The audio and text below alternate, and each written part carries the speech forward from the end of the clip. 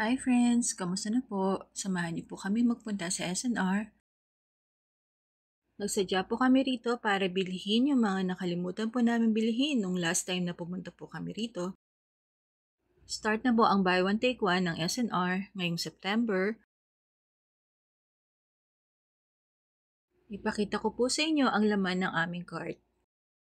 Konti lamang po ang bibili namin ngayon.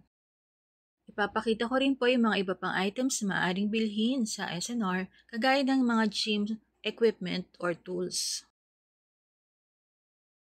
Kung mapapansin niyo po, marami po tayong mapapagpipili ang mga gym equipment dito at mura pa kesa sa mga malls. Baka sakali po na may makita po kayo dito na hinahanap ninyo.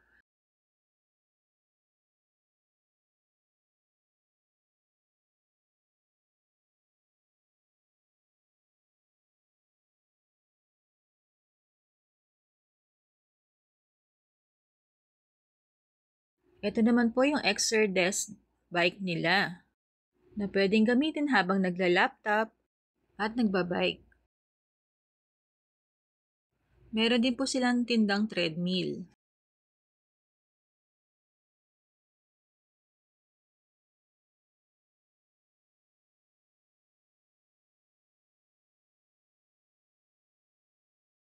Ito po yung isa nilang tinda na bed swing. Maganda po ito sa personal at malaki.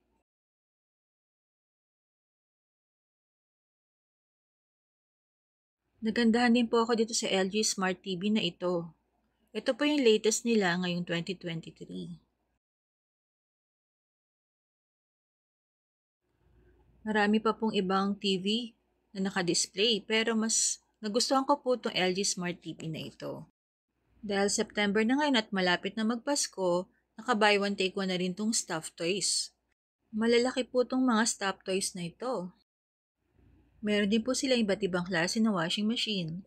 Kung bibili po kayo, mas maganda po kung automatic na para hindi nyo na po kailangan pigain pa yung mga damit. Isasampay na lang po pagtapos na ang timer. May ilan-ilan din po ako nakita ng mga Christmas decor kagaya nitong nativity set. Maganda po ang quality nito at nagustuhan ko rin po talaga. Lalo na po itong Holy Family.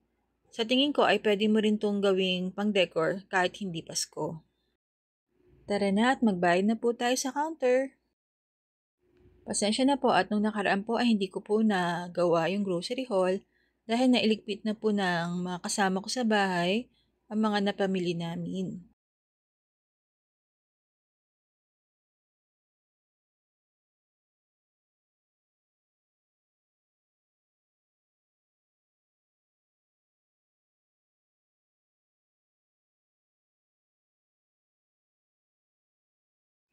Isa-isa na po namin isinilansan ang aming napamili sa SNR.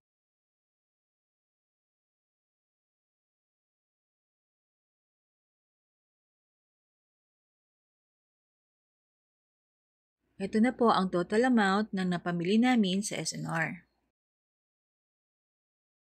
Bye SNR! Uwi na kami at mag-grocery haul na po tayo pagdating sa bahay.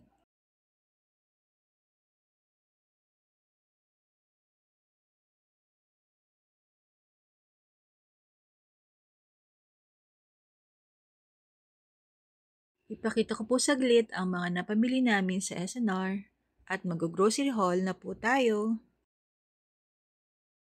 Sa aking mga subscriber, hello po sa inyong lahat. Umpisa na po natin mag-grocery haul. Naubusan na po kami ng mantika kaya bumili po kami ng vegetable oil. 5 liters po ay nasa 695 pesos na. Bumili rin po kami ng canola oil. 4.7 liters ay nasa 999. Malaki po talaga ang itinaas ng mga cooking oil.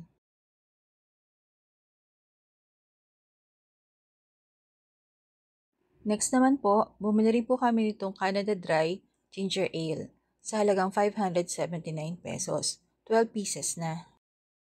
Hinahanap po talaga namin yung Bold Canada Dry pero wala pong supply ngayon sa SNR. Kaya eto na lang po ang binili namin. Bumili rin po kami ng isang buong chicken rotisserie chicken sa halagang 269 pesos. Masarap po ito at bagong luto at malambot pa.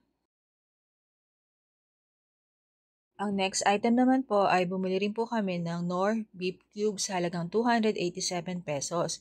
Nag-sale po ito at nabawasan ng 50 pesos. Dati pong 300 plus ang presyo nito. Wala na rin po kaming Yakult kaya bumili rin po kami ng 4 na pack ng Yakult. 48.50 naman po ang bawat pack. Marami na rin po kaming nabiling gulay sa SNR noong nakaraan at nakalimutan po namin bumili ng patatas or potato. Ang halaga po nito ay nasa 221.35. Bumili rin po kami ng Dr. Pepper sa halagang 259 pesos, 6 pieces na. Next item naman po, bumili po kami ng Angus beef patty sa halagang 1,699 pesos. Ang lasa po nito ay lasang beef lamang.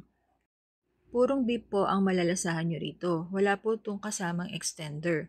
Malalaki rin po ang bawat patty. Next item naman po, bumili po kami ng Potato Mojo sa halagang 880 pesos. Medyo pricey po ito.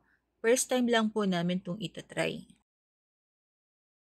Next naman po, bumili po kami ng chicken liver sa halagang 124.97. Ginagamit po namin to pang sahog sa mga gulay. Bumili rin po kami ng peeled na shrimp sa halagang 884 pesos. Masarap po ito. Next item naman po, bumili rin po kami ng chicken breast nuggets sa halagang 536 pesos. Next item naman po, bumili rin po kami ng fries sa halagang 319 pesos. Ito na po lahat ang nabili namin sa SNR. Maraming salamat po sa panonood. Hanggang sa muli. Paalam.